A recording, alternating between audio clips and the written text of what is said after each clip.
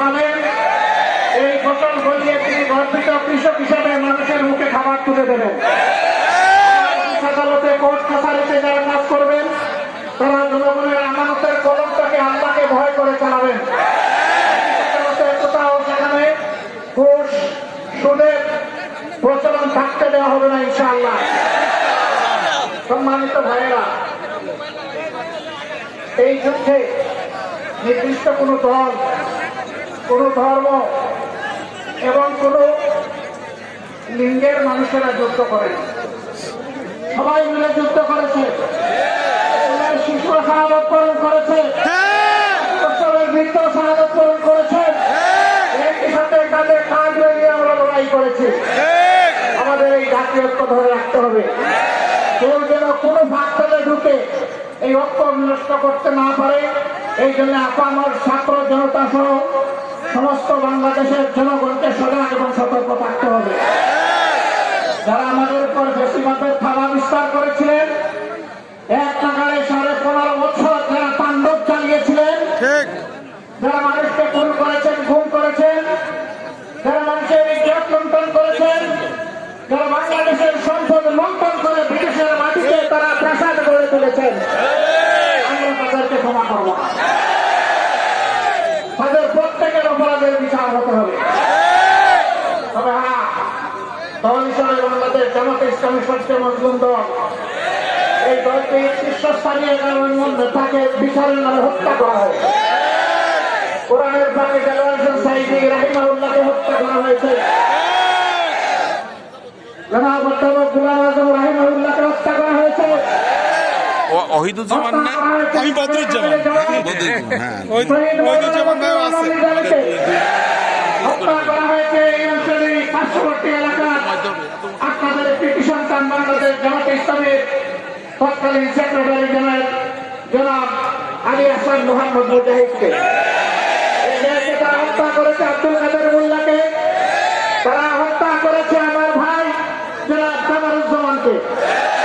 বাকিদেরকে তারা মৃত্যু থেকে জেলের মধ্যে ফেলে দিয়েছিল। আমাদের বাংলাদেশের সর্বত্র তারাবদ্ধ করে রেখেছিল। আমাদের বৈধ অফিসে আমাদের ঢুকতে দেওয়া হয়নি। আমাদের ঘরকে শেষ পর্যন্ত তারা নিষিদ্ধ করেছিল।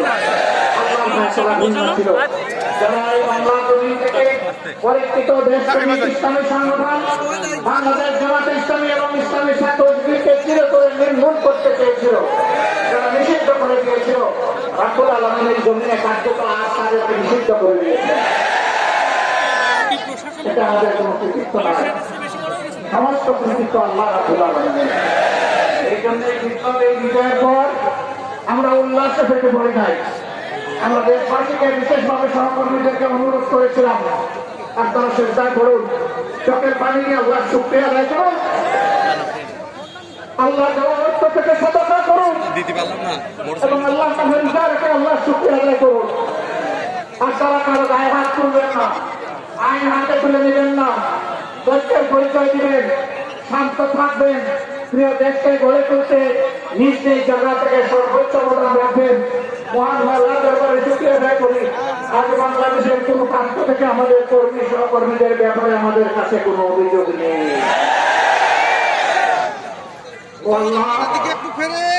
তোমার শুকরিয়া কোন ভাষায় আদায় করবো হে মওলা। এত দুঃখ আমাদের অন্তরে, আমাদের সহকর্মীদের অন্তরে, আমাদের বুক থেকে যাচ্ছিল, আমাদের কলিজা চলছিল, কিন্তু আমাদের সামান্য আওয়াজে তারা সাড়া দিয়েছে। তারা সবার করেছে তোমার নামে রাব্বুল আলামিন।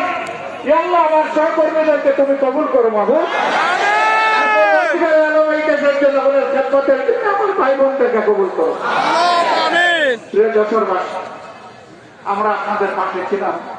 আমাদের দুঃখের দিনেও আমরা আপনাদেরকে ছেড়ে দিই, আমরা আপনাদের পাশে আছি। আল্লাহ যেন তৌফিক দেন, দুনিয়া যতদিন থাকবেন আমরা যেন মানবতার পাশে দাঁড়াতে পারি, আমরা যেন থাকতে পারি। আল্লাহ যেন মানবতার খাদিম হিসেবে আমাদেরকে কবুল করে। আমার রবের দরবারে আবারও শুক্রিয়া আদায় করে এর রাতে আপনারা এখানে জড়ো হয়েছে একেবারে অপরিকল্পিত কই মোটরসাইকেল পাওয়া যাবে না বললো? প্রস্তুতি সেরকম নেই। তারপরে আপনার হৃদয়ে কই তো ভালোবাসা নিয়ে এখানে হাজির হয়েছে। আমি আপনাদের প্রতি গভীর কৃতজ্ঞতা জানিয়ে এই জন্য তো লাইভ আসলাম, তাহলে তো ওখানে বিদায় নিচ্ছি। আল্লাহ হাফেজ। বাংলাদেশ জিন্দাবাদ, বাংলাদেশ জামাত ইসলামী জিন্দাবাদ। আমাদের পাশে আমাদের শহীদ আমিরুল ইসলাম খাজা হল সংখ্যা নামে মহারাজকে সন্ত্রাসে হত্যা হয়েছিল। তার সন্তান সাজিদ আমাদের মাঝে আছে। সাজিদ আমির ইসলাম সদরের সন্তান সাজিদ, যাকে যে চাঁদাবাজ উনি মাদক ব্যবসা থেকে গণপ্রতিরোধ করে তুলেছিল। আমির ইসলাম সাজিদ তার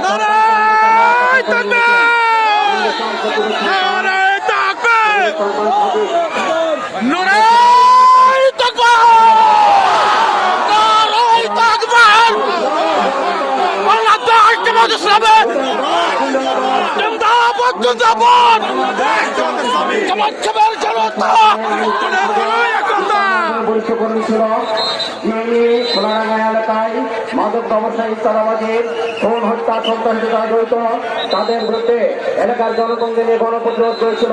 এই গণপ্রতিরোধ করে তোলার কারণেই তাকে সেদিন 4 নভেম্বর ঈশার নামাজ পড়ে যাওয়ার পথে এই খুনিরা সন্ত্রাসীরা তারা পরিকল্পিত হত্যা করেছিল। তারই সন্তান সজীব আমাদের মাঝে আছে। আমিরের জামাত তাকে করে নিয়েছেন, আপনারা সবাই দেখেছেন। আমরা আমির জামাতকে দর্শনের পক্ষ থেকে সর্বস্তরের জনগণের পক্ষ থেকে শুভেচ্ছা এবং স্বাগতম জানাই। আমির জামাতের সুস্বাস্থ্যতা কামনা করছি। আজকে যারা এখানে এসেছেন সবাইকে ধন্যবাদ জানাচ্ছি। জনগণের পক্ষ থেকে